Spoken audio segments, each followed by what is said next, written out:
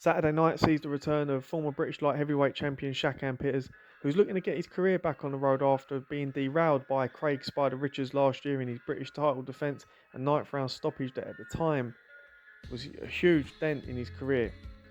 Still is, but given what Richards has gone on to achieve in that performance against Dimitri Bivol and showed that he is capable of fighting at world level and showed that he is there or thereabouts, it puts into perspective the performance of Pitters, who's still got a lot to learn but was doing well against Richards in the fight. Although I had Richards moving forward in that fight and winning, it was still a close fight until the stoppage, and that's when Richards obviously closed the show and showed he had that little bit more. For Pitters at this age that he's at, it's vital that he wins on Saturday night and looks good doing it and gets straight back in for some form of title in the summer.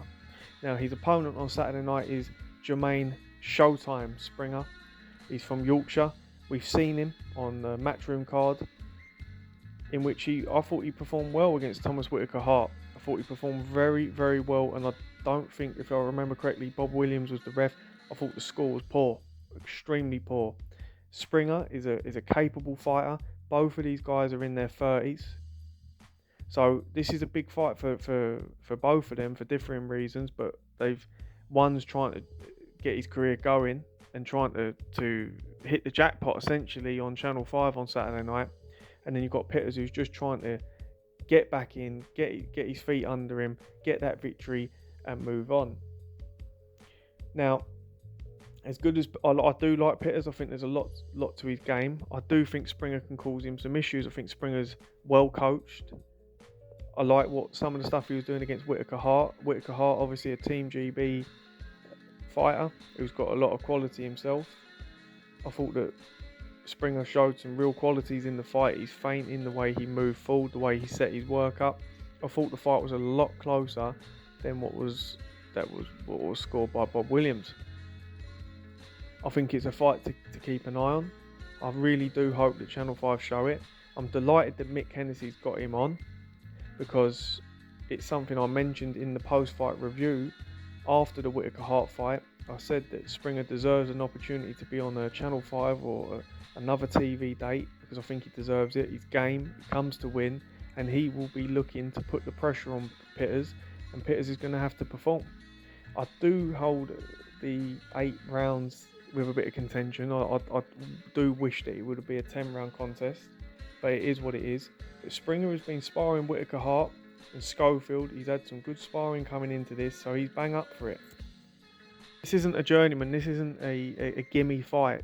This is a 7-2 guy looking to change his life by beating the former British light heavyweight champion. Pitters is in his 30s. Springer's in his 30s. Pitters is coming off a defeat.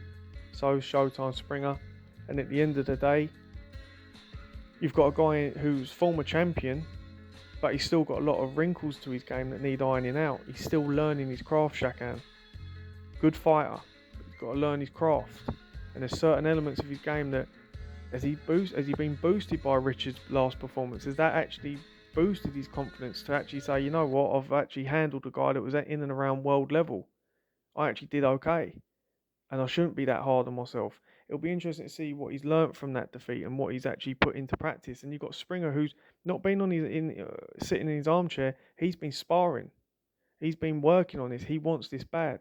I'm not going to bore you with keys to victory, but what I would say is that Springer needs to be able to start fast. It's an 8-round contest. He has to try and put doubts in the mind of Pitters, and then try to get into that mid to short range intelligently and force Pitters to trade with him like he did with Richards, and try to get in that mid to short range and punch with him as he moves around the target. And for Shakan, he's got to be able to keep it long and walk and create that space and make Springer fall short and then land counters.